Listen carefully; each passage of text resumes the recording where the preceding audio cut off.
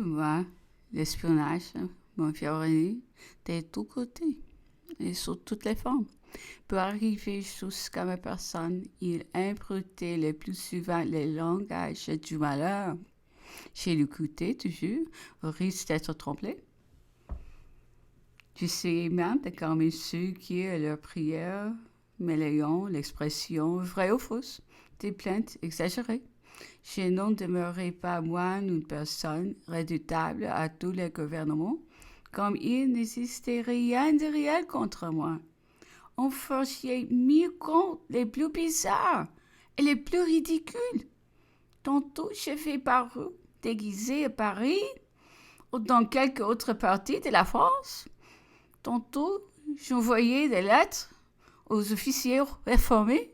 Un autre jour, je recevais des émissaires. Enfin, plus ces absurdités étaient dénouées des preuves, plus on me supposait dangereuse et habile. Quelquefois, je me reportais à cette époque des tourments où mon mari s'écriait des fantômes qui troublaient toute sa vie et la mienne. Je retrouvais dans le gouvernement absolument les mêmes travers. Ils me dressaient le même embouche auquel je ne posais comme alors que la droiture de mes démarches et la pureté de mes intentions. Je faisais plus pour augmenter ma résignation, cette idée que je n'avais pas autrefois. C'est que sans doute ma destinée voulait que je fusse toujours injustement soupçonnée, et je me soumettais sans murmure comme à une chose inévitable. J'ai vu arriver à Constance des exilés français, d'anciens conventionnels, presque tous accablés de vieillesse et d'infirmité, chassés impitoyablement de la Suisse et ils venaient mourir près de moi. Une pauvre femme éteinte d'une fluxion de poitrine ne peut obtenir la permission de s'arrêter à Berne et périt une heure après son arrivée à Constance.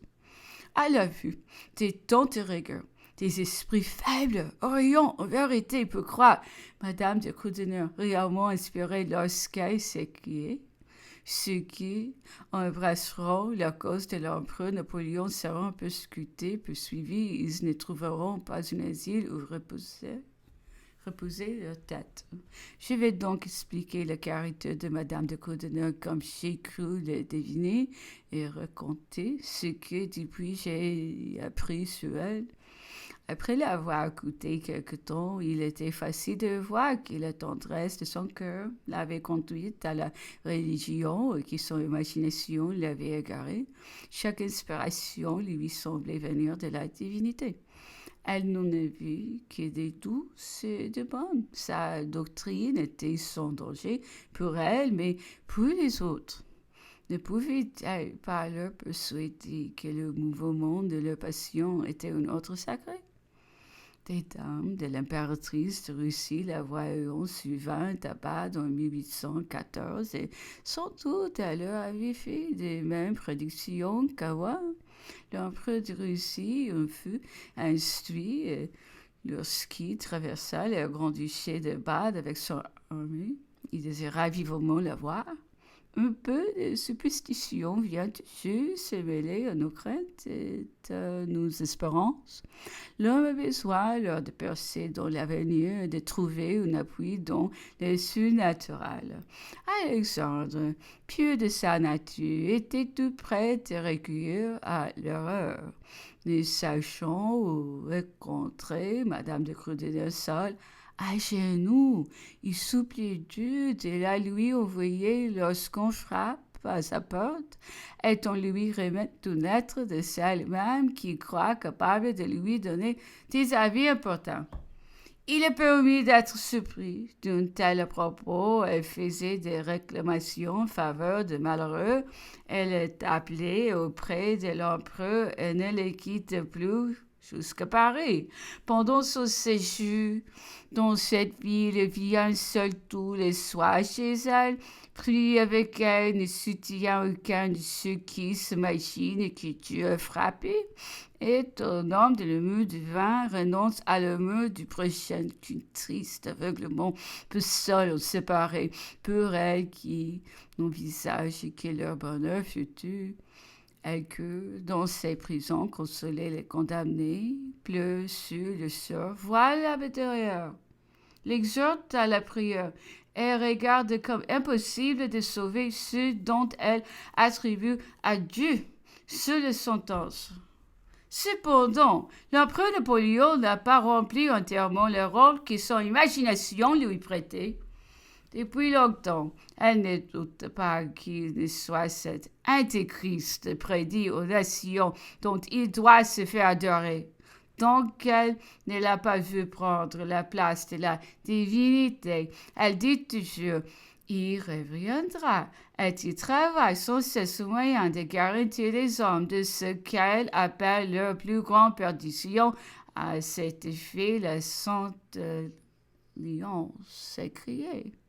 L'idée vient d'elle. Elle est toute religieuse et la politique sont un pari pour donner plus de force à ses désirs.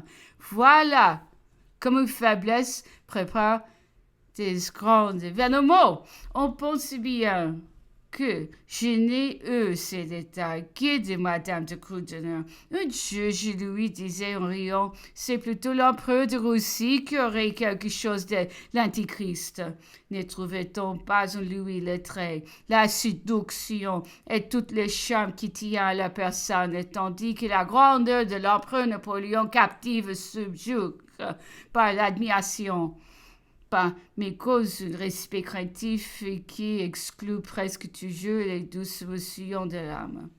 Elle n'entendait pas la plaisanterie sur cet objet et finissait toujours en disant « Si c'est là l'homme destiné au malheur des nations, ce n'est pas sa faute et nous devons prier pour lui. » Je n'ai jamais vu des femmes inspirer autant de tendresse pour sa bonté, de crainte par sa folie et de folie par son éloquente persuasion.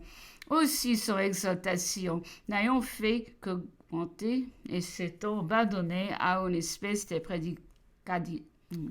prédication. A-t-elle été persécutée, poursuivie partout jusqu'à ce qu'enfin elle ait pu trouver un asile en Russie.